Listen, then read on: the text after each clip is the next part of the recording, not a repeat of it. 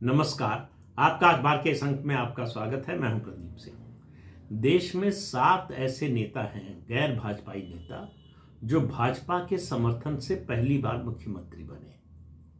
कौन है ये नेता? पहला नाम आता है मुलायम सिंह यादव का। 1989 में जब मुलायम सिंह यादव पहली बार मुख्यमंत्री बने, तब भाजपा के समर्थन से बने। उस समय उत्तर प्रदेश का बंटवारा नहीं हुआ था, 425 सीटों की विधानसभा थी और उसमें बहुमत के लिए 213 का आंकड़ा चाहिए था। और जनता दल को, जिससे उस समय समाजवादी पार्टी नहीं थी, जनता दल था, सिर्फ 208 सीटें मिली थी। हालांकि बहुमत के बहुत करीब थे, लेकिन भारतीय जनता पार्टी ने बाहर से समर्थन दिया। पहली बार जब वो मुख्यमंत्री बने तो उसमें भाजपा का समर्थन था। दूसरे नेता, ये मंडलवादी नेताओं की पहले बात कर रहा हूं, लालू प्रसाद यादव। 1990 में चुनाव हुआ, उसके बाद वो मुख्यमंत्री बने। तब बिहार का विभाजन नहीं हुआ था, झारखंड नहीं बना था, और बिहार की विधानसभा 320 सदस्यों की थी और उसमें बहुमत के लिए 161 विधायकों के समर्थन की जरूरत थी। जनता दल को मिली 122 सीटें और बीजेपी को मिली थी 39 सीटें।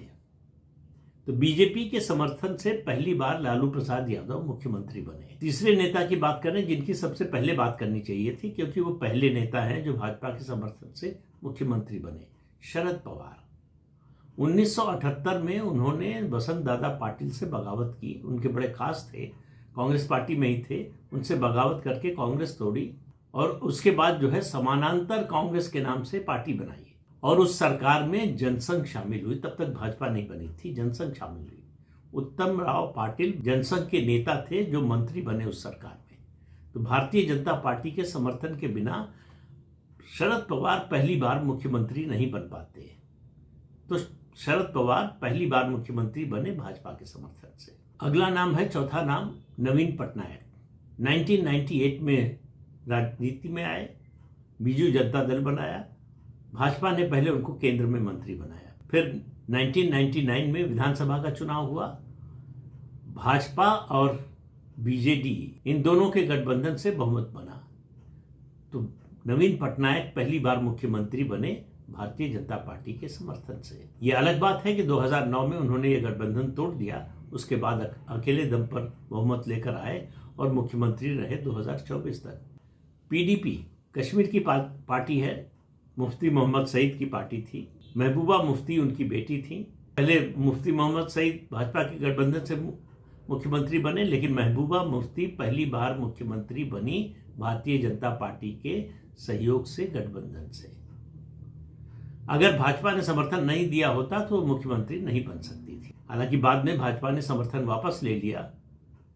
पहले गवर्नर रूल लगा, फिर राष्ट्रपति शासन लगा, उसके बाद अनुच्छेद 370 खत्म करने की सारी प्रक्रिया हुई, वो आपको सब मालूम है। कर्नाटक में एचडी देवगौड़ा के बेटे एचडी कुमारस्वामी पहली बार मुख्यमंत्री बने भारतीय जनता पार्टी के समर्थन से।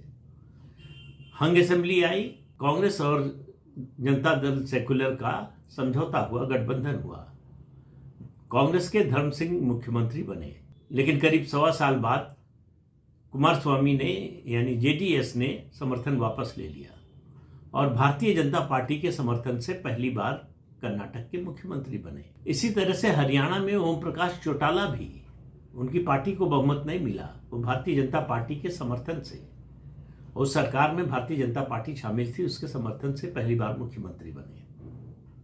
2 और नेताओं की बात करना जरूरी है। हालांकि वो भारतीय जनता पार्टी के समर्थन से पहली बार मुख्यमंत्री नहीं बने। उसमें पहले नाम आता है चंद्रबाबू नायडू का। चंद्रबाबू नायडू के ससुर एनटी रामाराव ने नई पार्टी बनाई 1983 में, लेकिन 1995 में जब वो विदेश गए हुए थे अपने इलाज के लिए, उनको हार्ट की समस्या थी, उस समय चंद्रबाबू नायडू ने बगावत किया और मुख्यमंत्री बन गए। अधिकांश जो है एनटीआर की पार्टी, तेलुगु देशम पार्टी, उसके विधायक ज्यादातर चंद्रबाबू नायडू के साथ आ गए। उसके बाद चंद्रबाबू नायडू 3 बार और मुख्यमंत्री बने और तीनों बार उनके मुख्यमंत्री बनने में भाजपा की भूमिका थी। 3 बार भाजपा से गठबंधन किया तो मुख्यमंत्री बने, जब नहीं किया तो हार गए। पहली बार 99 में, उसके बाद भाजपा से 2004 में गठबंधन तोड़ दिया, सत्ता से बाहर रहे। 2014 में फिर भाजपा से गठबंधन किया और फिर मुख्यमंत्री बने भाजपा के समर्थन से। हालांकि आंध्र प्रदेश में भाजपा का कोई बड़ा जनाधार नहीं है, लेकिन प्रधानमंत्री नरेंद्र मोदी की अपील का असर हुआ 2014 में कि चंद्रबाबू नायडू फिर से सत्ता में आए। फिर 2018 में जो है वो भाजपा से अलग हो गए, एनडीए से अलग हो गए और मोदी और भाजपा के खिलाफ हो गए और सत्ता से बाहर हो गए। आखिर में लौटकर फिर एनडीए के पास, भाजपा के पास आए 2024 में और फिर से मुख्यमंत्री बने। और उससे पहले लग रहा था कि उनका राजनीतिक जीवन खत्म हो गया है। जिस तरह से जगन मोहन रेड्डी ने सरकार चलाई, उनके खिलाफ अभियान चलाया, गिरफ्तारी कराई, उनको हर चुनाव में विधानसभा, लोकसभा, पंचायत, स्थानीय निकाय सब में हराया।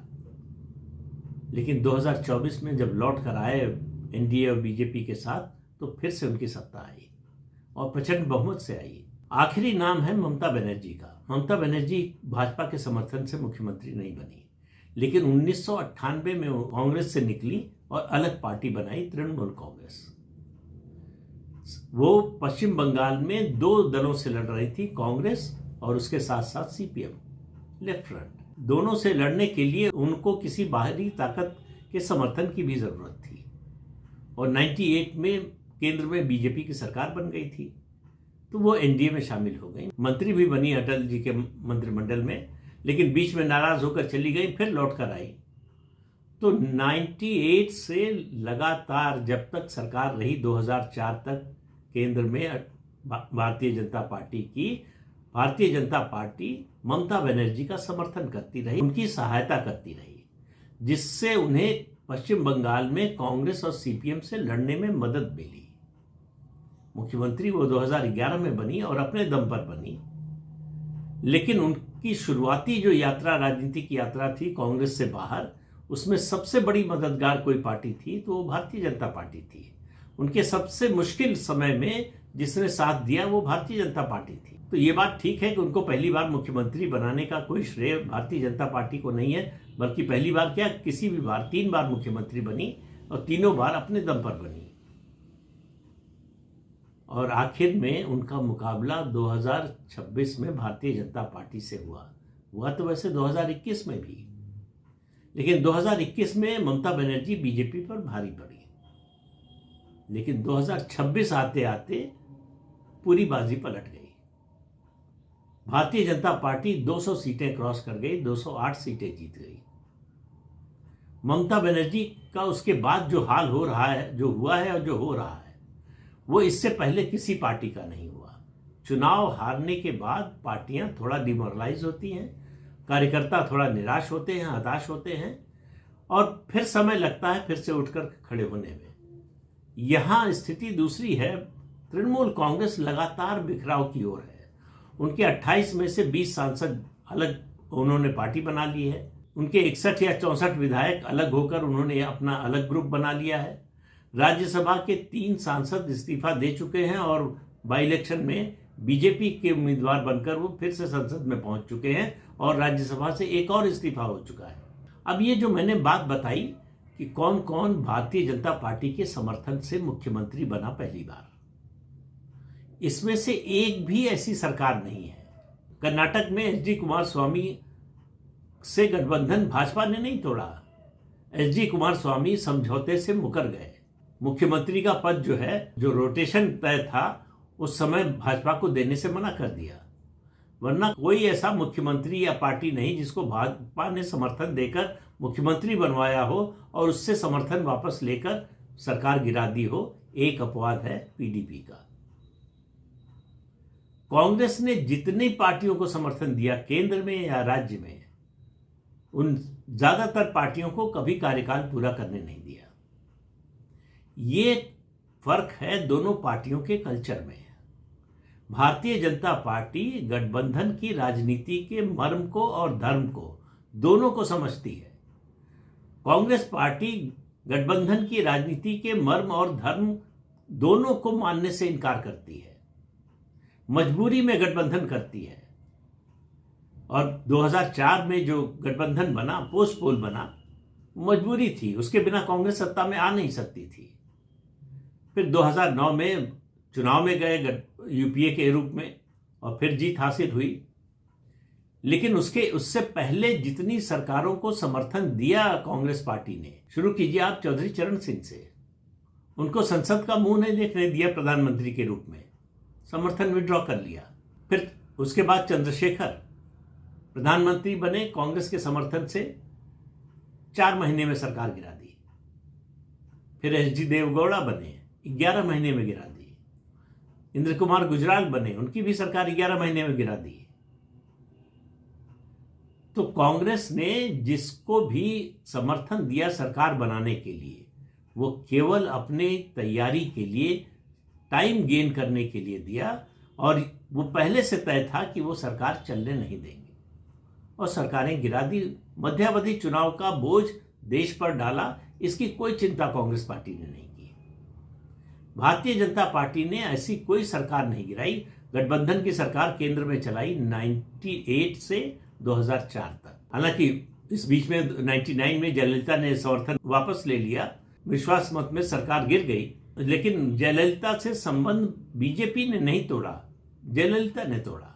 फिर से चुनाव हुआ और फिर से जो भाजपा सत्ता में आई, और 2014 में स्पष्ट बहुमत 283 सीटें मिलने के बाद भी, और 2019 में 300 सीटें मिलने के बाद भी भारतीय जनता पार्टी ने गठबंधन धर्म के मर्म को समझा और धर्म को निभाया।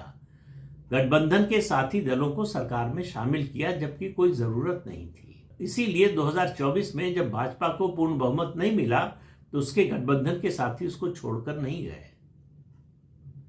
तो दोनों दलों के कार्यशैली में, कार्य संस्कृति में आप अंतर देखेंगे, तब आपको समझ में आएगा कि भाजपा की विश्वसनीयता आज इतनी ऊपर क्यों है और कांग्रेस की विश्वसनीयता क्यों धरातल पर पहुंच गई है।